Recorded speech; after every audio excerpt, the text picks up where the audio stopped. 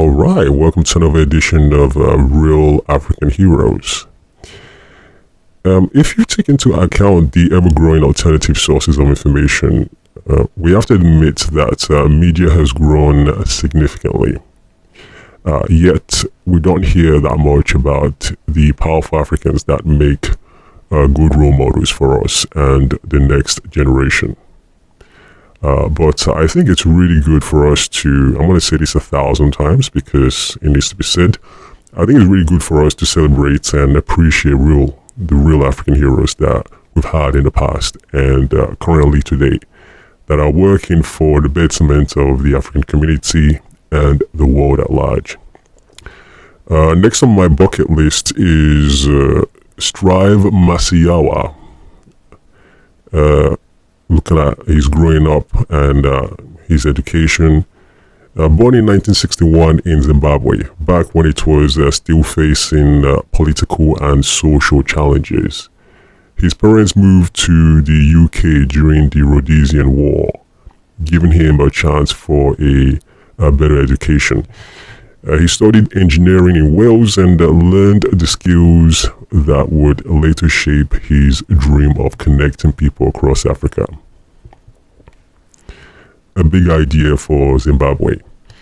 In the early 90s, Strive came back to Zimbabwe and saw that the telecom industry was outdated and controlled by the government.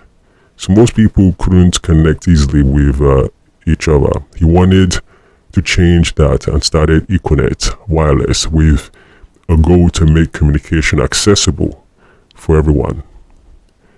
It wasn't just about phones. It was about giving people a chance to connect in a way that could improve their lives. A tough fight for a license. Starting Econet wasn't easy.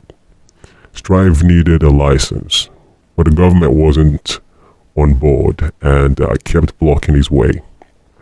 For 5 years, he kept applying and pushing forward, even as people around him doubted he could win against the government. He was spending a lot of money on the fight and the pressure was high, but he believed in his mission. Taking it to court. When Strive Masiyiwa decided to take his battle to court, he knew he was facing something monumental. Yeah, you can say that again. Challenging a government monopoly was not only bold, but came with immense risks, especially in a place like Zimbabwe in the 1990s. Strive wasn't just seeking permission to start his business. He was standing up for what he believed was the right of Zimbabweans to communicate freely. This vision drove him to press forward even as the road grew tougher than he had ever imagined. The legal struggle quickly became a drawn-out, grueling ordeal that seemed to have no end in sight.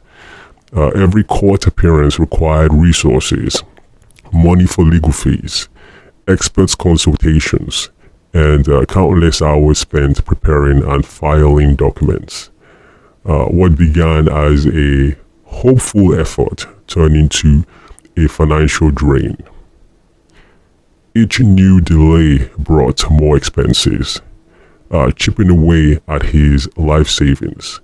The money he had saved over the years for his family's future was now pouring into the courtroom battle. Friends and loved ones grew increasingly concerned. Some tried to persuade him to abandon the case, warning him that he was gambling away his financial stability on an uncertain outcome. But for Strive, there was no turning back. His dream wasn't just about running a business. It was about breaking barriers and proving that Zimbabweans deserved better. As his funds dwindled, he found himself making difficult choices, cutting back on personal expenses, and even letting go of comforts he once took for granted. He was all in, financially and mentally, facing the possibility of losing everything he had worked so hard to build. The financial strain was overwhelming, but the mental and emotional toll was equally intense. Every court hearing was a test of patience and resilience. Each setback felt like a punch, draining his energy and challenging his resolve. The constant uncertainty gnawed at him, creating long nights filled with doubt and anxiety. Would he ever win? Was he wasting precious time and resources on a fight he couldn't win?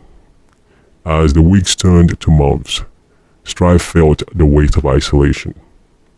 Few could understand the toll this battle was taking on him, and fewer still believed he could succeed.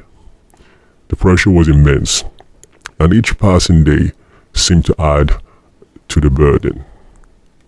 Yet Strive found strength in his faith and values. In the quiet moments when everything seemed to be falling apart, he turned to prayer and reflection. These moments of solitude became his sanctuary, a place where he could remind himself of why he had started this journey. His faith became the fuel that kept him going. Even when his finances and energy were nearly exhausted, Strive knew that some things were worth fighting for, no matter the cost, and his belief kept him going when he felt he had nothing left to give. After years of struggle, the breakthrough finally came. The court ruled in his favor, granting him the license to start Econet Wireless. This victory wasn't just a legal win. It was a triumph of resilience, courage, and faith. Strive had risked everything, both financially and emotionally, and had come out victorious. The hard-fought win showed him and others that a commitment to justice and a willingness to persevere could move mountains. For Strive, this was more than a business achievement. It was proof that sometimes standing up for what you believe in can change everything. Building a business from scratch. Getting a license was just the beginning. Strive still had to build Econet from the ground up, with very limited funds left after all those legal fees. Investors, however, started to see his vision and determination. Slowly, with their help, Econet grew and became one of Africa's leading telecom companies, connecting millions. Giving back. Once Econet was thriving, Strive felt a strong need to give back. His success wasn't just about business. He wanted to make a lasting difference. He and his wife, Titsi, founded the Higher Life Foundation to support children who lacked educational opportunities. They began offering scholarships to orphans and vulnerable children in Zimbabwe, knowing that education could be a game changer for these kids, just as it had been for Strive. The foundation didn't stop at scholarships. Strive and Titsi also created programs to help young people develop skills in leadership, technology, and entrepreneurship. They believed that Africa's future lay in its youth, and that by investing in them, they were creating future leaders who could drive change across the continent. They wanted to empower young Africans to dream bigger and to give them the tools to pursue those dreams. Higher Life Foundation soon became one of the biggest scholarship programs in Zimbabwe and expanded into other African countries. Over the years, it helped thousands of students, many of whom have gone on to build successful careers and give back to their own communities. Strive's approach to philanthropy was hands-on. He was involved in the details and was always looking for ways to make a bigger impact. For Strive, giving back wasn't just about writing checks. He wanted to make sure that the programs had a lasting impact, and the kids they supported felt inspired to pay it forward. By building a network of empowered young people, he hoped to create a ripple effect that would extend across Africa, bringing about long-term change. Through his philanthropy, Strive showed that true success is about lifting others up and creating opportunities for those who might not otherwise have had them. Leaving a legacy of resilience. Strive Masiyiwa's story is all about pushing through when things get tough. From fighting for a license to growing Econet and giving back through his foundation. He's inspired many people in Africa and beyond. His journey shows that if you're determined and keep going, you can make a real difference in the world. And there you have it, the rise of Strive Masiyiwa. Another very powerful personality that serves as a very good role model for us and future generations.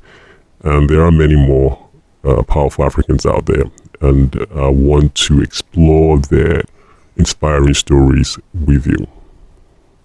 On that note, peace out.